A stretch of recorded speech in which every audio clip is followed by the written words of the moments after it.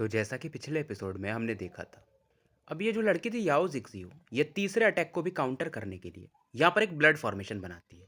अब आगे फिलहाल वो जो गोल्डन लाइट थी इस लड़की के फॉर्मेशन से आके टकराती है, और इसका फॉर्मेशन कितना भी पावरफुल हो, वो गोल्डन लाइट जिक्सियो की बॉडी में एंटर करने लगती है। और एक बार फिर से ये खून की उल्टी करने लगी थी। और फिलहाल ये अपने सेलेस्टियल ऑरा को यूज़ कर रही थी ताकि इसके जो मेरिडियंस वगैरह हैं उन्हें ज़्यादा डैमेज ना पहुंचे। और उधर मिडिल एज मैन की आवाज़ आती है कि अगर तुम और वो बंदा अगर नहीं मरते हैं तो तुम एलिजिबल हो, फिर तुम गुफा में जा सकते हो। इधर जिगजियो ये लोटस पोजीशन में बैठ जाती है और उस गोल्डन लाइट को लगातार काउंटर कर रही थी। और वहीं दूसरी तरफ एक बंदा अचानक से प्लेटफॉर्म की तरफ बढ़ता है, जिसने कि एक टोपी पहना था, काउबॉय हेड टाइप समझ सकते हो, या जो मैजिशियन पहनते हैं कुछ वैसा। और इस बंदे का जो राइट हैंड था जिगजियो के आईब्रोज पर फोकस होता है। जिगजियो हैरान थी, ये आंखें खोल चुकी थी, पर इसके पास इतना टाइम नहीं था कि उस अटैक को ये डॉज कर पाए। और एक पावरफुल फोर्स इस लड़की की बॉडी के अंदर एंटर कर जाता है, और इसके अंदर जो भी वो स्वॉर्ड अटैक वाली औरत थी उन एल्डर की, वो पूरी तरह से डिसॉल्व हो जाती है। फिलहाल इस लड़की के आसपास एक ग्रे गैस इकट्ठा होने लगता है, और ये लड़की बोलती है, वांगलिंग तुम। और वांगलिंग भी हंसता है कि तुम मुझे मारना चाहती थी, इतना आसान भी नहीं है। और ये देख करके हैरान थे क्योंकि वांगलिंग के पर मतलब बॉडी पर एक भी इंजरी नहीं थी। ऐसा कैसे हो सकता है?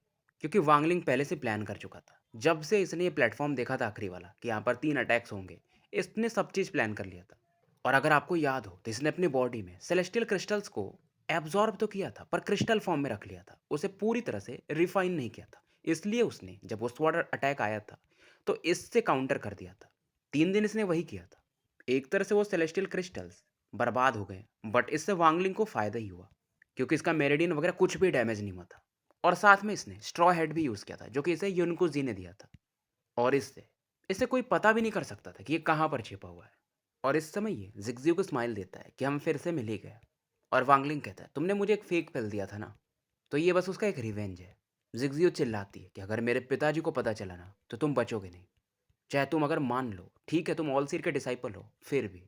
और वांगलिंग कहता है, मुझे मालूम है मैं तुम्हें मारूंगा नहीं क्योंकि तुम उधर फिर से जिंदा हो जाओगी, क्योंकि तुमने ब्लड पिल को एक्टिवेट करके रखा है। मैं तुम्हारी बॉडी को ही सील कर दूंगा, तो तुम जा ही नहीं पाओगे यहाँ से। और वांगलिंग स्माइल करता है कि मैं भी देखता हूँ तुम मरती कैसे हो, क्योंकि तुम्हारे बॉडी में तो अभी सेलेस्टियल ऑरा बचा ही नहीं है। और वांगलिंग ने इसके ऊपर वो लाइफ फोर्स सील लगा दिया था, तो अब ये जन्म और मृत्यु के बीच में फंसी रहेगी। और वांगलिंग कहता है, मैं तुम्हें ऐसी जगह सील करूंगा कि हजारों साल तक तड़पोगी तुम, कि इससे अच्छा मैं मर जाती। और मैं तुम्हारे फोरहेड को भी सील कर दूंगा कि ताकि तुम अपने होठों वगैरह को भी, जीभ को भी काट ना पाओ, ताकि तुम्हारा ब्लड गिरे और तुम वैसे मर जाओ। मतलब ऑप्शन छोड़ूंगा ही नहीं मैं तुम्हें। अब वांगलिंग के हाथ आगे बढ़ते हैं और इस लड़की के दोनों ब्रेस्ट को ये टच करता है और इन्हें कस के दबा देता है। और इस लड़की ने अपने ब्रेस्ट के बीच में कुछ चीज़ें छिपा के रखी थी, उन्हें ये निकाल लेता है, यानी कि बैग्स वगैरह थे। और इसे बहुत गुस्सा आता है क्योंकि ये लड़की कई हजार सालों से कल्टीवेशन कर रही थी और आज तक इसे किसी ने छुआ नहीं था। वांगलिंग स्माइल करता है कि मेरे साथ ही आओ, क्यों ना मैं तुम्हारे साथ एक डील करूं कि 500 साल तक मैं तुम्हें यहाँ पर सील कर दूंगा, लेकिन अगर मैं तुम्हें क्वेश्चन पूछता हूँ और तुम सही बताती हो तो तुम्हारा 50 साल कम हो जाएगा। जिगजियो भी कहती है, मुझे क्या पता कि तुम सही बोल रहे हो या गलत। फिलहाल वांगलिंग अब इससे पूछता है कि तुम इस गुफा में क्यों एंटर करना चाहती थी। जिगजियो इस दौरान उस मिडिल एज मैन की तरफ देखती है जो कि गुफा के पास खड़े थे, और फिर कहती है, मैं बस एंटर करना चाहती थी, कोई रीज़न नहीं है। अब वांगलिंग को और गुस्सा आता है और इस लड़की की बॉडी के ऊपर ये और सारे रेस्ट्रिक्शंस लगा देता है, और फिलहाल ये इसे सील कर देता है। बेसिकली एक स्फीयर बना देता है, यानी गोला, जिसके अंदर अब ये लड़की फंस चुकी थी। और इस गोले को ये और कम करने लगता है। और फिलहाल इसका जो स्टोरेज बैग था उसमें इस लड़की को ये रख लेता है, यानी स्फीयर के साथ। और अब ये मिडिल एज मैन से कहता है, क्या मैं अंदर एंटर कर सकता हूँ। मिडिल एज मैन भी कहते हैं कि तुम दोनों क्वालिफाइड हो, एंटर कर सकते हो, लेकिन अगर तुम सील ही नहीं तोड़ पाए अंदर का तो मतलब नहीं है। अब वांगलिंग पूछते ये गुफा किसका है, ये बंदा बोलता है मेरे मास्टर का। अब वांगलिंग पूछता है, तो भाई तुम्हारे मास्टर का नाम क्या है। अब ये बोलता है, मास्टर मास्टर है, मास्टर का नाम क्या है। अब वांगलिंग वो जो गोल्डन सिंबल्स पहले चमक रहे थे उनके बारे में इनसे पूछता है। ये बताते हैं कि वो एक गार्डिंग स्पेल है, तो गुफा के अंदर एक सील है, अगर तुम तोड़ पाए तभी तुम अंदर जा पाओगे। अब वांगलिंग इनसे पूछता है, क्या इस गुफा में पहले भी कुछ लोग आए हैं। ये बताते हैं, आए तो जरूर है लेकिन सभी मर चुके। अब वांगलिंग पूछता है, निकलूंगा कैसे मैं यहाँ से। ये बोलते हैं, सील तो तुम्हें तोड़ना पड़ेगा तभी जा पाओगे। वांगलिंग समझ जाता है कि ज़्यादा जवाब नहीं देंगे, तो ये फिलहाल दरवाजे की तरफ बढ़ जाता है। अब जब ये एंटर करता है तो यहाँ पर इसे बहुत सारे ग्रीन स्टोन्स दिखते हैं जो कि बेसिकली सेलेस्टियल जेड थे। और जो भी अंदर बिल्डिंग्स बनी थी सब सेलेस्टियल जेड की बनी थी। पर हर एक पर पावरफुल सील्स लगे थे। और यहाँ पर बहुत सारे पिल फर्नेस भी थे, यानी वांगलिंग का हिसाब ये था कि और पिल्स रहे होंगे, पहले जो भी आया है वो ले चुका होगा। और वांगलिंग सोचता है यार यहाँ पर हर एक कदम कदम पर रेस्ट्रिक्शंस है, क्या ये सच में किसी पावरफुल सेलेस्टियल का गुफा है? कुछ एक रेस्ट्रिक्शंस को जो पहले लोग आए होंगे उन्होंने तोड़ा था। वांगलिंग यहाँ से निकल ही रहा था, यानी आगे जा रहा था, तब यहाँ पर जो कुर्सियाँ वगैरह थी जो कि सेलेस्टियल जेड की बनी थी, वहाँ पर कुछ उनके खिसकने की वजह से मार्क इसे दिखाई देते हैं। इसके पहले यहाँ पर टोटल 3 लोग आ चुके थे। और जो पहला बंदा था उसने शायद 18 प्लम बॉसम्स रेस्ट्रिक्शंस को यूज़ किया था। और उसके बाद जो 2 लोग आए थे वो उतने प्रोफेशनल नहीं थे रेस्ट्रिक्शंस को तोड़ने में। ये आगे बढ़ता है जहाँ पर कुछ दीवारें भी थोड़ी बहुत टूटी हुई थी। वांगलिंग और आगे बढ़ता है और ये अपना डिडक्शन लगा रहा था, मतलब वो बंदा कहाँ तक आया होगा, उसके बाद उसे गिव अप करना पड़ा होगा। फिलहाल इसे 100 फीट के ऊपर में एक पवेलियन दिखाई देता है, जहाँ पर एक राउंड टेबल था और 4 स्टूल्स लगे हुए थे। कुछ कप भी थे और एक जग भी था। और आसपास रेस्ट्रिक्शन तो लगा ही था। और ये रेस्ट्रिक्शन ये टूटा नहीं था। रेस्ट्रिक्शंस को ये ध्यान से देखता है। और वांगलिंग अब काफ़ी एक्साइटेड था क्योंकि इसके हिसाब से यहाँ पर बहुत सारे ट्रेजर्स थे अंदर में। और फिलहाल यहाँ पर बैठकर इस रेस्ट्रिक्शंस को ये समझने लगता है। 3 दिनों तक यहीं पर ये बैठा रहता है और चेंजेस समझता है, लेकिन अभी भी ये पूरा नहीं समझ पाया था। अब एक ऑरा उस पवेलियन की तरफ बढ़ाता है और जैसे ही बढ़ाता है रेस्ट्रिक्शन एक्टिवेट हो जाता है। तो बाकी भी जो चेंजेस थे उन्हें ये समझने लगता है। और ये तैयार था, तो जैसे ही जब ये पावर को एक्टिवेट करता है तो जो इस पर अटैक आता है उस रेस्ट्रिक्शन की वजह से ये तुरंत ही पीछे हट जाता है। और रेस्ट्रिक्शन शायद 10,000 लेयर्स में बना था। इधर समय बीतता है और 1 महीने पलक झपकते निकल चुके थे। और वांगलिंग अभी भी इस रेस्ट्रिक्शन को स्टडी कर रहा था। और इसकी आंखें मानो अभी इससे खून निकल जाएगा, ये इतना थक चुका था। अब समय के साथ ये श्योर था कि 40% तो एटलीस्ट मैं इस रेस्ट्रिक्शन को तोड़ सकता हूँ, जो कि बहुत बड़ी बात मानी जाती है। इवन पावरफुल लोग भी 20% ही श्योर रहते हैं कि वो रेस्ट्रिक्शन को तोड़ पाएंगे या नहीं। हाँ, अगर कोई 10,000 साल से जिंदा है तो बात अलग है। इधर समय बीतता है, 1 महीना और निकल जाता है। अब समय के साथ वांगलिंग 50% से ज़्यादा श्योर था। फिलहाल एक दिन ये आगे बढ़ता है पवेलियन की तरफ। और अब ये पवेलियन से 70 फीट की दूरी पे खड़ा था। फिर ये धीरे धीरे कदम बढ़ाता है, 60 फीट तक जाता है। और ये टाइम इसे कैलकुलेट करने में, मतलब 2 महीने इसको लगा था कि 60 फीट मुझे जाना पड़ेगा और कहाँ पे जाऊंगा कि ये रेस्ट्रिक्शन एक्टिवेट नहीं होगा। वांगलिंग ने वो लूप होल ढूंढ लिया था। क्योंकि जैसा मेरा एक फ्रेंड कहता है, उसका नाम इताची उचिहा है, कि हर एक टेक्निक में एक फ्लॉ होता ही है, मतलब कमजोरी होती है। अगर वो आप ढूंढ लिए तो उस टेक्निक को आप इजीली डिसॉल्व कर सकते हो। अब वांगलिंग 3 कदम और आगे बढ़ता है, फिर साइड से 9 कदम आगे जाता है, फिर 3 कदम पीछे लेता है। थोड़ा इसमें मैथ्स है, समझेगा नहीं, बस समझो कि वांगलिंग कैसा अलग अलग एंगल पे जा रहा है ताकि ये रेस्ट्रिक्शन के ज़्यादा करीब पहुंच पाए और रेस्ट्रिक्शन एक्टिवेट भी ना हो। धीरे धीरे ये 30 फीट करीब पहुंच चुका था। और इन सब के लिए इसने मेहनत किया था 2-3 महीने, क्योंकि इसे मालूम था ज़्यादा करीब ये गया तो इसका पावर लेवल भी उस लेवल पे नहीं है कि ये बच पाएगा। क्योंकि ये रेस्ट्रिक्शन सेलेस्टियल रेस्ट्रिक्शंस है। 10 फीट ये और क्रॉस कर जाता है, फिर लेफ्ट की तरफ जाता है। पर अचानक से यहाँ पर एक ब्लैक टोर्नेडो जैसा, यानी कि बवंडर जैसा गोल गोल बनना शुरू हो जाता है। और इसमें ब्लैक लाइटनिंग भी चमक रही थी। वांगलिंग फिर भी आगे बढ़ता है, पर यह चौकन्ना भी था क्योंकि अगर थोड़ी सी भी गलती हुई तो इसका ओरिजिन सोल खत्म हो जाएगा, मतलब ये भी खत्म। इधर 10 सांस चलते हैं और टोर्नेडो भी अब खत्म हो चुका था, पर इसके पसीने छोड़ रहे थे। और आखिरी 10 फीट भी वांगलिंग क्रॉस कर चुका था, यानी कि अब ये पवेलियन में एंटर कर जाता है। और जैसे एंटर करता है अंदर का माहौल पूरा चेंज होने लगता है। बादल वगैरह दिखते हैं इसे, जो फेक माउंटेन था वो भी दिखता है। चारों तरफ घास ही घास, बांस के पेड़। और एक आवाज वांगलिंग के कानों में आती है कि तुमने इस रेस्ट्रिक्शन को तोड़ा है तो तुम टेम्पररी रूप से इस गुफा के अब एक तरह से ओनर हो, मतलब यहाँ की चीजों को यूज कर सकते हो। और जब तक तुम यहाँ पर हो और जब तक तुम मरते नहीं हो इस गुफा में अब कोई एंटर नहीं कर पाएगा। और वांगलिंग को यहाँ पर एक क्रिस्टल टोकन मिलता है जिसमें 7 कलर की लाइटें चमक रही थी। और ये आवाज आती है कि इस टोकन को रखो और तुम गुफा में अंदर जा सकते हो। अब वांगलिंग की जो नजरें थी उस जग पे फोकस थी। और ये उस तरफ बढ़ता है, अपने हाथ को बढ़ाता है, रेस्ट्रिक्शंस को यूज करता है, क्योंकि हर जगह यहाँ पे रेस्ट्रिक्शंस लगे ही थे। अब जग में 10 बूंदें थी शराब की। और वांगलिंग को मालूम था कि भाई ये नॉर्मल तो नहीं होगा। और इसका एक बूंद वांगलिंग चखता है। और जैसे ही चखता है इसका पूरा शरीर लाल होने लगता है। और इसकी बॉडी में अलग ही लेवल पे सेलेस्टियल ऑरा बढ़ना शुरू हो जाती है। और ऐसा लग रहा था मानो इसका डांटियान फट जाएगा, यानी मेरिडियंस फट जाएंगे। फिलहाल ये एक गहरी निद्रा में चला जाता है। समय बीतना शुरू होता है, 3 महीने, 6 महीने, 9 महीने, 1 साल तक निकल जाते हैं। और वांगलिंग अब तक बस सो ही रहा था। खर्राटे भी सोने जा सकते थे। और जब से मैं वांगलिंग को कल्टीवेशन शुरू करवाया था, ये बंदा पहली बार इतना लंबा सोने के लिए गया था। मतलब इसके जो 700 साल या 800 साल हो चुके हैं। हालाँकि ये सो रहा था, लेकिन इसकी बॉडी में जो सेलेस्टियल ऑरा थी, वो बढ़ना शुरू हो चुकी थी। इवन अगर ऑल सीर रहते ना, तो वो भी हैरान थे, हो जाते। और जब ये सेलेस्टियल ऑरा अच्छा खासा बढ़ जाती है, तो इसके बॉडी में डेमन क्रिस्टल था, वो अपने आप पिघलने लगता है और इसके बॉडी के साथ सेलेस्टियल ऑरा के साथ मर्ज होना शुरू हो जाता है। और समय के साथ ये सेलेस्टियल ऑरा और वो ऑरा एकदम गहरे हो जाते हैं। वांगलिंग सो रहा था पर अपने दाएं हाथ से इस वाइन जग को ये पकड़ के था। और अब फाइनली ये अपनी आंखें खोलता है और खोलते ही डकार मारता है। ये खुद कंफ्यूज था कि भाई क्या हुआ था। आसपास फिर देखने लगता है, फिर से याद आता, अरे एक बूंद पिया था मैंने, ज़्यादा ही नशा था उसमें। भाई अपना भंड हो गया था। और फिलहाल अपनी बॉडी कंडीशन चेक करता है। फिलहाल ये जो वाइन था ऐसे ही अपने बैग में भर लेता है, यानी जग के साथ। और ये काफ़ी खुश होता है कि इसका जो डोमेन है वो एसेंडेंट लेवल पे अच्छा हुआ नहीं पहुंचा। नहीं तो फिर इसका जो पावर लेवल है वो भी बढ़ना शुरू हो जाता और ये सोया रहता तो मर भी सकता था। क्योंकि आप नींद में अगर एसेंडेंट लेवल पे जा रहे हो और आपका कंट्रोल नहीं है तो मरना तो पक्का था। फिर इसे याद आता है कि इसके सीनियर जावी ने एसेंडेंट क्रिस्टल भी दिया है, तो फिर ये जगह में यूज़ करेगा तो शायद एसेंडेंट लेवल पे पहुंच भी पाए। और उसका जो पावर लेवल था वो सोल ट्रांसफॉर्मेशन के भी लेट फेज के पीक के ऊपर जा रहा था, यानी हाफ स्टेप के करीब था। और असेंडेंट लेवल के जो ट्रायल्स होते हैं लाइफ और डेथ वाले, उसके भी बहुत करीब। और ये सोचता है इससे अच्छी जगह क्या हो सकती है। जैसे ही मेरा डोमेन असेंडेंट लेवल पे पहुंचेगा, मैं अपने पावर को भी असेंडेंट लेवल के लिए ट्राई करूंगा। फिर ये सोचता है यार मैं कितने साल सोया, कहीं 10 साल 100 साल तो नहीं सो गया ना। बाहर का माहौल पूरा बदल चुका होगा।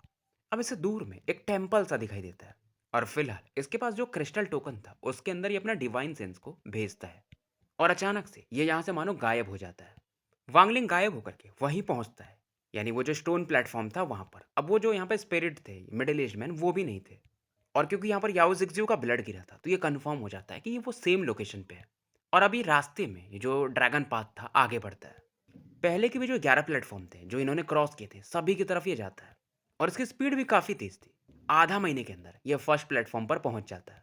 और ब्लड एंसेस्टर ने यहाँ पर बेसिकली एक एरे बनाया था जिसकी वजह से ये लड़की आ पाती थी, तो अब ये उसे देख पा रहा था, फील कर पा रहा था।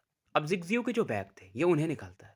और अब इसका कल्टीवेशन जिग्जियो से ऊपर था तो इसे ज़्यादा दिक्कत नहीं होती है। और जिग्जियो को थोड़ी पता था कि कोई इसे हरा सकता है, इसके बैग को ले सकता है, नहीं तो वो और पावरफुल रेस्ट्रिक्शंस लगाती। और इसे फील होता है कि मैं इसके बैग के डिवाइन सेंस को पूरी तरह से रिमूव नहीं कर सकता हूँ, क्योंकि एक हल्का सा पर्पल हो रहा ये फील करता है। और इसके हिसाब से शायद वो इस लड़की के पिताजी का है। और ये इसको मालूम था अगर ये मिटाने की कोशिश किया तो शायद ब्लड एंसेस्टर को पता चल जाए। और इसे लगता है कि ब्लड एंसेस्टर खतरनाक दिमाग वाले बंदे हैं, उनसे थोड़ा सावधान रहने की जरूरत है। अब पहले बैग में ये देखता है जिसमें बहुत सारे सेलेस्टियल जेड थे। और वांगलिंग को और खुशी होती है, चलो एसेंडेंट लेवल में जाना है, सेलेस्टियल जेड भी है। अब सेकंड बैंक को ये देखता है और एक्साइटेड हो जाता है। इसमें 1000 ब्लड कलर जेट्स थे, क्योंकि इन ब्लड जेट्स में सीलिंग फोर्स रहता है। अब उनमें से एक जेड को ये क्रश कर देता है और इसके आसपास एक ब्लडी ऑरा बनने लगती है। और ये बोलता है सीलिंग टेक्निक तो मेरे पास नहीं है, पर इस ऑरा से मैं खुद को प्रोटेक्ट तो कर सकता हूँ। लेकिन जिग्जियो भी मेरे पास ही है, तो मुझे इसका मेथड भी मिल ही जाएगा। अब जो थर्ड बैग था उसमें अलग अलग चीज़ें थी, लड़कियों के कपड़े, परफ्यूम, ज्वेलरी और कुछ डॉल्स भी थे। इसके अलावा इसमें 10 ब्लडी सोल पिल्स थे, वही वैक्स पिल जिसे ये लड़की यूज़ करती थी अगर ये एक बार मर गई तो जिंदा होने के लिए। पर ये जो पिल्स थे अलग अलग रखे हुए थे क्योंकि इनमें से कुछ फेक भी थे। और साथ में एक कंपास भी था। और वांगलिंग का टारगेट यही था। अब जो ब्लड सोल पिल कॉर्नर में था और ये कंपास था, उसे वांगलिंग निकाल लेता है। और इसके हिसाब से ये रियल होगा, क्योंकि जिग्जियो को थोड़ी पता था कि वांगलिंग इसके बैग को भी हाथ लगा सकता है। मतलब इसके बैग को ये छीन सकता है। और जो फेक पिल इसके पास था वो इस लड़की के बैग में ही रख देता है। और कंपास को ये चेक करता है, इस पर इस लड़की का ही डिवाइन सेंस था, एंसेस्टर का नहीं था। समय बीतता है और कंपास पर से इस लड़की का डिवाइन सेंस ये हटा देता है और अपने डिवाइन सेंस को मर्ज कर देता है। और इस जो कंपास था इसके अंदर एक फॉर्मेशन भी था। कंपास के अंदर के फॉर्मेशन को भी ये थोड़ा बदल देता है और एरे को भी थोड़ा सा मॉडिफाई करता है और अलग अलग रेस्ट्रिक्शंस अपने हिसाब से इसमें ऐड करता है। अब वांगलिंग इस कंपास को एक्टिवेट करता है और फाइनली इसके अंदर एंटर कर जाता है। अब जो इनका आर्मी कैंप था बाहर में, उससे 1000 किलोमीटर की दूरी पे यह प्रकट होता है। और पलक झपकते आर्मी कैंप ये पहुंच जाता है।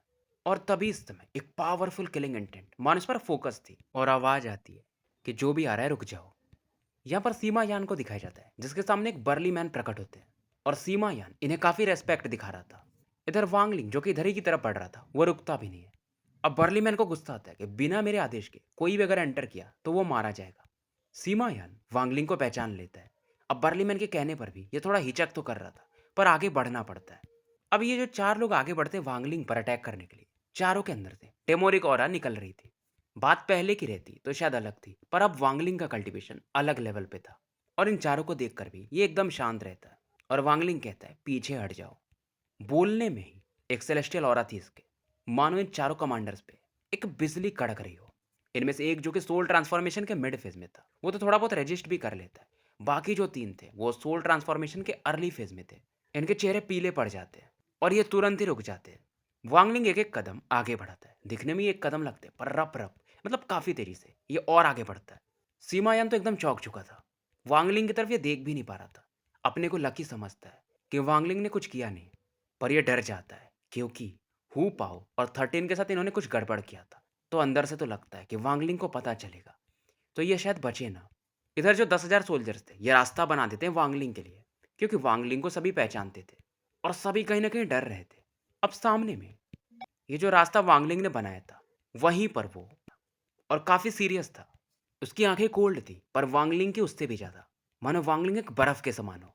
इधर वो बर्लीमैन अपनी ऑरा रिलीज करना शुरू कर देता है, पर वांगलिंग को फर्क नहीं पड़ता है। ये कदम आगे बढ़ाते जाता है। और भाई जो भी लोग कह रहे थे ना कि वांगलिंग से फियर्स कैरेक्टर देखा है, मैं तुम्हें बता देता हूँ नहीं देखे हो। मैंने कम से कम हजारों नॉवल पढ़े हैं। तुम लोग अभी बच्चे हो, और इससे रूथलेस और इससे डिसिसिव, मतलब इतना होशियार, इसको बोलते हैं स्ट्रीट स्मार्ट। इतना मैंने किसी को नहीं देखा। चाहे वो फेंगलुओ को लेके बहुत लोग आ रहे थे, भाई वो सब बच्चे हैं। इवन शी हाउ जो है परफेक्ट वर्ल्ड वाला, वो भी ठीक ठाक रूथलेस है, पर इतना नहीं है। सेकंड नंबर पे मैं अभी भी लिंगडोंग को रखता हूँ। और अभी तो तुमने वांगलिंग की हरकतों को देखना शुरू किया है। इधर वांगलिंग आगे बढ़ता है और इस बर्ली मैन की कल्टीवेशन को एक नज़र में ये देख लेता है। इसका जो पावर था, क्योंकि ये डेमोनिक ऑरा कल्टीवेट करते हैं, तो अभी वांगलिंग के हिसाब से ये सोल ट्रांसफॉर्मेशन के लेट फेज में था और उसके पीक पर भी नहीं पहुंचा है। दोनों के ऑरा एक दूसरे से टकराते हैं और बर्ली मैन की ऑरा अपने आप पीछे हटने लगती है। अंदर से ये चाहता था पीछे हटे, पर इतने सारे लोगों के सामने इसकी बेइज्जती हो सकती थी। अब वांगलिंग इससे बस 20 कदम की दूरी पे रह जाता है और इस बर्ली मैन के अब पसीने छूटने लगते हैं। और फाइनली ये बोलता है, कमांडर वांग, आप करना क्या चाहते हो? वांगलिंग बोलता है, ये मेरा मिलिट्री कैंप है, तुम यहाँ पे क्या कर रहे हो? और मानो ये बर्लीमैन फील करता है कि इसके ऊपर पहाड़ों को रख दिया गया हो। अब ये फाइनली बोलता है, आप 1 साल से मिसिंग थे, तो डेमन जनरल ने आपको कमांडर की पोजीशन से हटा दिया है। अब वांगलिंग कहता है, अच्छा तो मतलब 1 साल ही बीते। और ये एक चैन की सांस लेता है और ये बोलता है, मेरे 2 फॉलोअर्स कहाँ गए? 13 और हु पाओ। और अब ये बर्लीमैन से 10 कदम की दूरी पे रह गया था। वांगलिंग कुछ कदम और आगे बढ़ाता है और अब बर्लीमैन एक एक कदम पीछे हटने लगता है, क्योंकि प्रेशर इससे झेला नहीं जा रहा था। और वांगलिंग और प्रेशर बढ़ाता है और अपने फुल पावर को वांगलिंग रिलीज करता है। बर्लीमैन पीछे हट रहा था और एक पंच मारता है, और वांगलिंग इस पंच को बस फिंगर ऑफ डेथ इस्तेमाल करता है, तुरंत ही काट देता है। और कुछ जो सोल्जर्स इसके करीब थे वांगलिंग के, वो ऐसा फील करते हैं मानो उनके खून में उबाल आ रहा हो। तुरंत ही इसके जो पावरफुल लोग थे इन सोल्जर्स को पीछे खींच लेते हैं। और बर्लीमैन अब ये फील करता है, इसका अटैक तो कट चुका था और वो फिंगर ऑफ डेथ इसकी तरफ पड़ रहा था। ये अपने शील्ड को एक्टिवेट करता है, जो कि कछुए के समान था। कछुए की जो पूंछ होती है, वांगलिंग तुरंत ही फिंगर ऑफ डेथ से उसे काट देता है। और इस बंदे की बॉडी में भी अब कुछ पेन फील ये कर सकता था। कछुआ मतलब इसका जो ये डिफेंस था वो भी टूट जाता है और ये खून की उल्टी करने लगता है। एक घुटने पे आ चुका था। फिलहाल इसे ऐसा करने के बाद वांगलिंग का हाथ ऐसा बढ़ता है और सीमायन उसका गर्दन सीधा वांगलिंग के हाथ में आ जाता है और बोलता है, मेरे फॉलोअर्स कहाँ हैं? स्टोरी यही समाप्त करते हैं। और क्योंकि मैं अभी ट्रैवलिंग में हूँ, तो ये वीडियो मैंने पहले रिकॉर्ड कर लिया है। एक आधी और शायद आ सकते हैं, मैं ट्राई करूँगा आज एक आधी और रिकॉर्ड कर लूँ। नहीं तो फिर 1 अप्रैल को ही हम मिलेंगे।